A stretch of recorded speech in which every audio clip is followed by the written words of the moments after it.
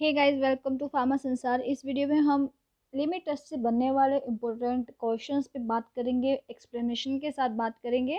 तो यहाँ पर अगर आपको क्वेश्चंस आते हैं तो आप अपना टेस्ट लगा सकते हैं, नहीं भी आते हैं तो अभी आप अपना टेस्ट यहाँ पर लगा सकते हो। कमेंट सेक्शन में ज़रूर बताएं आपके क्वेश्चन कितने सही रहते हैं। यहाँ से फर्स्ट क्वेश्चन है, first Indian pharmacopoeia was published in. तो आपको ये तो क्वेश्चन बिल्कुल एकदम रटे पड़े होंगे जिनकी फार्माकोपिया से वीडियो आ चुकी है। फार्माकोपिया से जितनी भी इम्पोर्टेंट डेट्स हैं, Indian, international, British, USA, US, जितने भी हैं फार्माकोपिया यूएसपी वाले, सबके बारे में हमने डेट्स इंपॉर्टेंट बताई हुई हैं और आपने शायद देखा भी होगा। तो आप जो है 1 मिनट में यहाँ पर इसका सही जवाब लगा दोगे। 1955, 1976, 1966 और 1980। तो यहाँ पर जो फर्स्ट है ऑप्शन नंबर ए, 1955 में जो है फर्स्ट इंडियन फार्माकोपिया पब्लिश हुआ था। नेक्स्ट क्वेश्चन यहाँ पर है, central pharmacopoeia laboratory is situated.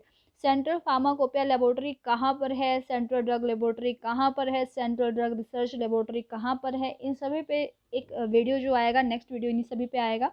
तो यहाँ पर जो है ऑप्शंस हैं दिल्ली, गाजियाबाद, कोलकाता और मुंबई। जो फार्माकोपिया, सेंट्रल फार्माकोपिया लेबोरेटरी है, सेंट्रल ड्रग लेबोरेटरी की बात नहीं हो रही है, सेंट्रल रिसर्च लेबोरेटरी की बात नहीं हो रही है। सेंट्रल फार्माकोपिया लेबोरेटरी कहाँ पर है, तो वो है आपका ऑप्शन नंबर बी, गाजियाबाद में है, क्योंकि यहाँ फार्माकोपिया की बात हो रही है। नेक्स्ट क्वेश्चन है, in the limit test for sulphate HCl is added to. तो यहाँ पर लिमिट टेस्ट जो सल्फेट है उसमें HCl क्यों ऐड किया जाता है। ऑप्शंस हैं, decrease the solubility of barium sulphate, enhance the reaction of barium chloride to make solution acidic, और इनमें से कोई नहीं। देखिए जितने भी लिमिट टेस्ट हैं, HCl देखिए आर्सेनिक में भी इस्तेमाल किया जाता है, लिमिट टेस्ट फॉर आर्सेनिक में भी इस्तेमाल किया जाता है, और हमारे पास सल्फेट के लिमिट टेस्ट में भी इस्तेमाल किया जाता है। इन दोनों में HCl का इस्तेमाल किया जाता है इस सॉल्यूशन को, जो हमारा सॉल्यूशन होता है, एक होता है सैंपल होता है, एक होता है स्टैंडर्ड। जो हमारा सैंपल सॉल्यूशन है उसमें उसको एसिडिक बनाने के लिए, ठीक है, सॉल्यूशन को एसिडिक बनाने के लिए इस्तेमाल किया जाता है हमारे पास HCl। तो यहाँ पर ऑप्शन नंबर सी जो है इसके लिए बिल्कुल सही जवाब हो जाएगा, option number C. Next question है, in barium sulphate reagent used in the limit test for sulphate potassium sulphate is added to. तो पोटाशियम सल्फेट क्यों इस्तेमाल किया जाता है आपके लिमिट टेस्ट सल्फेट में। ऑप्शंस हैं, increase the sensitivity of test, present precipitation of impurities, increase the rate of reaction, और इनमें से कोई नहीं। देखिए लिमिट टेस्ट सल्फेट में जो है आपका इस्तेमाल किया मतलब सल्फेट में पोटाशियम सल्फेट क्यों इस्तेमाल किया जाता है ये पूछा गया है। तो यहाँ पर पोटाशियम सल्फेट इसलिए इस्तेमाल किया जाता है ताकि इंक्रीज़ हो जाए सेंसिटिविटी टेस्ट की। किस तरह इंक्रीज़ होएगी, इसमें क्या होगा, ये आयनिक जो कंसंट्रेशन होता है, आयनिक कंसंट्रेशन को इंक्रीज़ कर देता है, ठीक है, रिएजेंट के अंदर। तो यहाँ पर हो जाएगा कि आपका इंक्रीज़ कर देता है, increase the sensitivity of test by giving ionic concentration in the reagent. तो यहाँ पर ऑप्शन नंबर ए इसके लिए सही हो जाता है।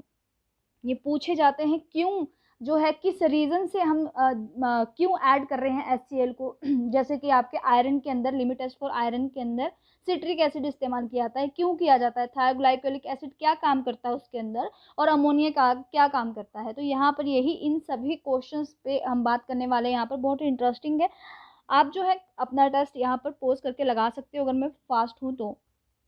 In the limit test for iron ammonia is added to, question बन चुका है यहाँ पर। आपको पता है लिमिट टेस्ट आयरन के अंदर अमोनिया भी इस्तेमाल किया जाता है, सिट्रिक एसिड भी इस्तेमाल किया जाता है, और आपको पता ही है कि हम लिमिट टेस्ट आयरन का कैसे करवाते हैं, रिएक्शन करवाते हैं हम आयरन की अमोनिकल सॉल्यूशन के अंदर थायोग्लाइकोलिक एसिड की प्रेजेंस, मतलब थायोग्लाइकोलिक एसिड के साथ जो हमारा सिट्रिक एसिड की प्रेजेंस में। तो यहाँ पर पूछा गया है कि आयरन में जो है अमोनिया का इस्तेमाल क्यों किया जाता है। ऑप्शंस हैं, to make the solution alkaline, speed up the reaction, present precipitation, ताकि प्रेसिपिटेशन आए, और इनमें से कोई नहीं। तो यहाँ पर अमोनिया इस्तेमाल किया जाता है ताकि हमारा सॉल्यूशन जो है वो अल्कलाइन हो जाए। अमोनिया का काम है उसको अल्कलाइन बनाने का, और अगर HCl है तो सॉल्यूशन जो है एसिडिक बनेगा। तो यहाँ पर ऑप्शन नंबर ए इसके लिए सही हो जाता है। In limit test for iron citric acid is added, यहाँ पर आप पूछ लिया है सिट्रिक एसिड, अमोनिया इस्तेमाल किया जाता है आयरन के अंदर, ये भी कंफर्म हो गया क्यों किया जाता है, सॉल्यूशन को अल्कलाइन बनाने के लिए। सिट्रिक एसिड क्यों इस्तेमाल किया जाता है इसके अंदर? तो सिट्रिक एसिड क्या करता है, प्रेसिपिटेशन बनाने में हेल्प करता है। कैसे?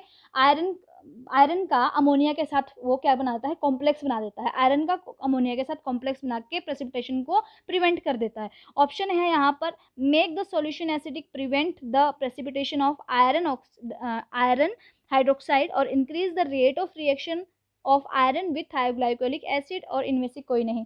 तो यहाँ पर हमारे पास कंफर्म हो गया, हम इस पर बात कर चुके हैं। Option number B, prevent the precipitation of iron hydroxide. Next question, the lead acetate cotton wool is use in limit test for arsenic. किस लिए किया जाता है हमारे पास लेड एसीटेट कॉटन वूल? देखिए यहाँ पर ऑप्शन है, make the arsine gas, develop the yellow colour, trap the hydrogen sulphide gas. तो यहाँ पर या फिर इनमें से कोई नहीं। जो आपका आर्सेनिक का लिमिट टेस्ट है बहुत इंपॉर्टेंट है, क्योंकि इसमें एक क्वेश्चन बनता है बहुत इंपॉर्टेंट। इसके लिए यहाँ पर अगर आपके पास ये नहीं पूछा जाता आर्सेनिक एसिड के टेस्ट में, यहाँ पर पूछ लिया जाता है आपके पास कि गुड जेट टेस्ट में लेड एसीटेट कॉटन वूल का इस्तेमाल क्यों किया जाता है। देखिए इसके लिए ये भी पूछ ले सकता था कि जो आपके आर्सेनिक का लिमिट टेस्ट होता है उसके लिए कौन सा ऑपरेटर इस्तेमाल किया जाता है।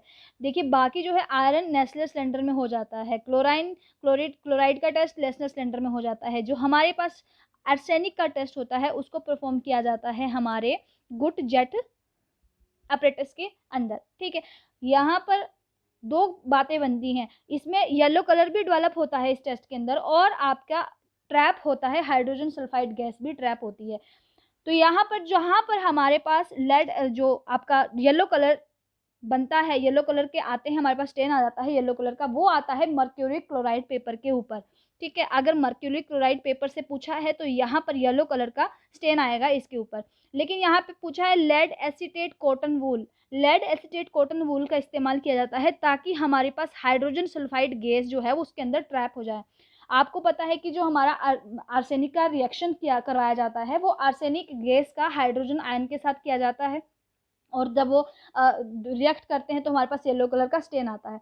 तो यहाँ पर हाइड्रोजन सल्फाइड गैस को ट्रैप करने के लिए हम इस्तेमाल करते हैं lead acetate cotton wool.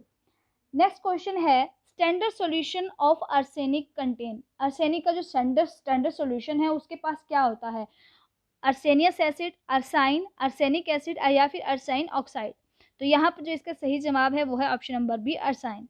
Next question है, in arsenic limit test apparatus possess the long tube the length of which is। तो यहाँ पर इसने बोला कि जो अपरेटस है लिमिट टेस्ट का, जो अपरेटस आर्सेनिक के लिमिट टेस्ट का मैंने आपको बताया है गुड जेट अपरेटस। आपको पता होगा गुड जेट अपरेटस है। बहुत इंटेलिजेंट है आप सभी, बहुत तेज हैं, बहुत फास्ट हैं। यहाँ पर अपना टेस्ट लगाएं और कमेंट सेक्शन में अपने जो मार्क्स है या फिर आपके कितने सही होते हैं ज़रूर बताएं।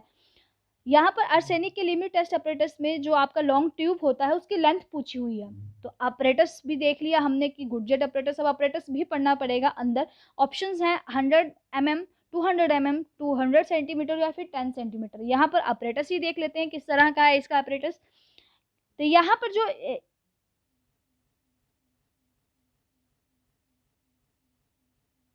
ये देखिए यहाँ पर ये एक लॉन्ग ट्यूब लगी हुई है। ठीक है, ये लॉन्ग ट्यूब, इसका लेंथ पूछा है, इसका लेंथ होता है 200 mm long glass tube with 8 mm external diameter. तो यहाँ पर एक नहीं दो क्वेश्चन कवर होते हैं, और दो नहीं तीन होते हैं। इसका एक्सटर्नल डायमीटर कितना होता है 8 mm, और इसका इंटरनल डायमीटर, ये है एक्सटर्नल, और इसका इंटरनल डायमीटर होता है 6.5 mm। दूसरा यहाँ पर क्वेश्चन हो गया कि इसकी लेंथ कितनी है 200 mm, और चौथा क्वेश्चन यहाँ से ये इसकी कैपेसिटी कितनी है पूछा जाता है कि जो ये गुड जेट अपरेटस है इसकी कैपेसिटी कितनी होती है। जो इसके अंदर फ्लास्क लगा होता है उसकी कैपेसिटी कितनी होती है? तो उसकी कैपेसिटी होती है 100 ml। गुड जेट अपरेटस से जितने क्वेश्चन बन सकते थे ये सारे हो गए। दूसरा यहाँ पर आपके पास गुड जेट अपरेटस पे जो आपका मर्क्यूरी क्लोराइड पेपर लगा होता है वो ये है, यहाँ पर लगा होता है। यहाँ पर जो है इसके ऊपर येलो कलर का स्टेन आता है। कब आता है? जब हमारा आर्सेनिक गैस जो है हाइड्रोजन आयन के साथ मिक्स होती है तो ये स्टेन बनाता है येलो कलर का, जो कि आता है हमारे पास इस मर्क्यूरी क्लोराइड पेपर के ऊपर। क्लियर है? नेक्स्ट क्वेश्चन है, HCl acid is administered through straw because. अब हम HCl को स्ट्रॉ के थ्रू क्यों लेते हैं? ये पूछा गया है। क्यों? It is active in the manner only, it destroy the animal of teeth, it irritate the tongue, और इनमें से कोई नहीं। मोस्टली हम क्यों करते हैं? ताकि ये क्या है, हमारे टीथ के जो एनिमल है उसको डिस्ट्रॉय कर देता है, तो उसके लिए हम स्ट्रॉ से इसको यूज़ करते हैं।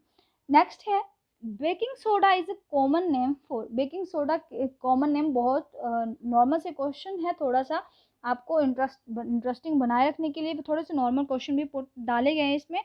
बेकिंग सोडा इस्तेमाल किया जाता है, मतलब कॉमन नेम किसका है? Sodium carbonate, sodium bicarbonate, potassium carbonate या फिर सोडियम सिट्रेट। मैंने आपको बोला है जहाँ पर बेकिंग सोडा, बेकिंग मतलब बाइकार्बोनेट, तो यहाँ पर ऑप्शन जो है बाइकार्बोनेट के लिए option number B, sodium bicarbonate. जहाँ पर बेकिंग आ गया मतलब बाय लग गया, एच लग गया। Sodium bicarbonate is used as, अब पूछ लिया है सोडियम बाइकार्बोनेट क्यों इस्तेमाल किया जाता है। बेकिंग सोडा इलेक्ट्रोलाइट रिपेंशन है, ये सिस्टमिक एल्कलाइजर है, एंटासिड है, तो यहाँ पर इसका जो है ऑप्शन आप बिना देखे लगा लोगे, सभी है ये। नेक्स्ट क्वेश्चन है the combination of aluminium and magnesium salt as antacid are use to, किस लिए इस्तेमाल किया जाता है इसका कम्बिनेशन? ऑप्शन देखते हैं। Increase the activity of each antacid, balance the constipative and laxative effect, increase the absorption of each antacid, और इनमें से कोई नहीं। तो यहाँ पर आपको पता है कि अगर हम किसी को सिर्फ आप अल्मोनियम वाला ही दे दो, अल्मोनियम हाइड्रोक्साइड दे दिया है, और यहाँ पर है मैग्नीशियम हाइड्रोक्साइड। अल्मोनियम हाइड्रोक्साइड का है कॉन्स्टिपेटिव एक्शन, अगर ज़्यादा टाइम के लिए खा लेगा, 4-5 दिन कंटिन्यू ले लेगा कोई, तो या अब कॉन्स्टिपेशन हो जाएगी पेशेंट को, बेचारा वो ठीक हुआ और अब उसको कॉन्स्टिपेशन होना शुरू हो गया। गैस्ट्रिक तो ठीक हो गया लेकिन कॉन्स्टिपेशन होना शुरू हो गया। मैग्नीशियम हाइड्रोक्साइड, उसको डायरिया हो जाएगा कुछ समय बाद, अगर हम इसको खाली देंगे, मैग्नीशियम हाइड्रोक्साइड ही देंगे पेशेंट को। इसलिए हम इन दोनों का कम्बिनेशन दे देते हैं ताकि बैलेंस हो जाए, ताकि ना तो उसको डायरिया हो ना उसको ज़्यादा वो कॉन्स्टिपेशन हो। तो यहाँ पर इसके लिए जो ऑप्शन दिखाई दे रहा है वो है option number B, balance the constipative and laxative effect. Next question, Epsom salt is, Epsom, gypsum, Rochelle, जितने भी साल्ट है इस पर एक वीडियो बनाई हुई है, बहुत इंपॉर्टेंट वीडियो है, आप जरूर देखें। इप्सम साल्ट क्या है? यहाँ पर देखिए, आपका ग्लोबल साल्ट, जो ग्लोबल है वो होता है आपका sodium, sodium sulphate, sodium sulphate is global. यहाँ पर मैग्नीशियम सल्फेट जो होता है उसको बोलते हैं हम Epsom salt, option number B. तो ऑप्शन नंबर ए के लिए है global salt. Rochelle salt, Rochelle salt potassium sodium tartrate, antimony potassium tartrate, antimony sodium tartrate, या फिर इनमें से कोई नहीं। तो रोशेले साल्ट, यहाँ पर डीआई के पेपर में आपको याद होगा कि एंटीमनी पोटाशियम टार्ट्रेट पूछा गया था, एमिटिन यहाँ पर पूछा गया था इसके बारे में। यहाँ पर रोशेले साल्ट पूछा है, तो रोशेले साल्ट में पहले भी बता चुकी, सोडियम पोटाशियम टार्ट्रेट होता है, ठीक है, टार्ट्रेट होता है। यहाँ पर ऑप्शन नंबर इसका ए सही हो जाएगा। नेक्स्ट क्वेश्चन है which one of these is a ingredient of universal antidote along with charcoal and tannic acid. Options है magnesium oxide, magnesium carbonate, kaolin, calcium carbonate. यहाँ पर जो यूनिवर्सल एंटीडोट होता है उसकी कंपोजिशन पूछी है, क्वेश्चन में कंपोजिशन है ये पूछी हुई।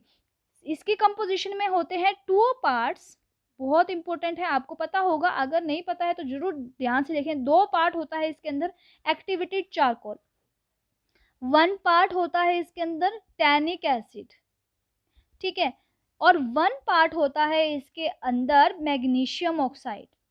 ये 3 पार्ट से मिलकर बनता है हमारे पास यूनिवर्सल एंटीडोट। कहाँ चला गया? यूनिवर्सल एंटीडोट, इन तीनों से बनता है हमारे पास यूनिवर्सल एंटीडोट। तो यहाँ पर 2 part activated charcoal, 1 part tannic acid और 1 पार्ट आपका मैग्नीशियम ऑक्साइड से हमारा बनता है। तो यहाँ पर इसने 2 पार्ट बताए हुए, देखो ये आपका टैनिक एसिड बताया हुआ है आपका, और चारकोल बताया हुआ है, तो हमको बताना है मैग्नीशियम ऑक्साइड। ऑप्शन नंबर इसका ए जो है सही हो जाएगा। तो आई होप आपको जो है वीडियो पसंद आई होगी। आपका प्रीवियस वीडियो में आपने क्वेश्चन पूछा था कि आपका जो है, आपने जो ये स्पोर्ट्स कोटा वाला था, फार्मासिस्ट एलोपैथी का एग्ज़ाम, आपने उसको भर दिया था, गलती से भरना था आपको ये वाला, तो अब आपने भर दिया है माय डियर, इसके लिए अब कुछ भी नहीं हो सकता है। क्यों? अब मुझे ये आपका कमेंट पढ़ते हुए बहुत ज़्यादा दुख हुआ था कि आपको नहीं भर पाया हो आप एग्ज़ाम। तो अब भी कुछ नहीं कर सकते, ना इसे भर सकते ना उसे भर सकते। जो आपका एलोपैथी वाला है उसे भी नहीं भर सकते, ये वाला 100 पोस्ट वाला, और ना ही अब आप 6 पोस्ट वाला भर सकते हो। आपने गलती से मिस्टेक से भर लिया तो उसके लिए कुछ नहीं हो सकता। जिनका आ गया है रिजेक्शन लिस्ट में नाम, अब उनके लिए कुछ भी नहीं हो सकता, ये कंफर्म किया था। तो वो कहते हैं कि नहीं हो सकता है अब कुछ भी। तो आप जो है नेक्स्ट टाइम तो निराश होने की कोई ज़रूरत नहीं है, हो जाता है, कई बार हो जाता है गलती से। Thank you so much, keep learning, keep shining guys.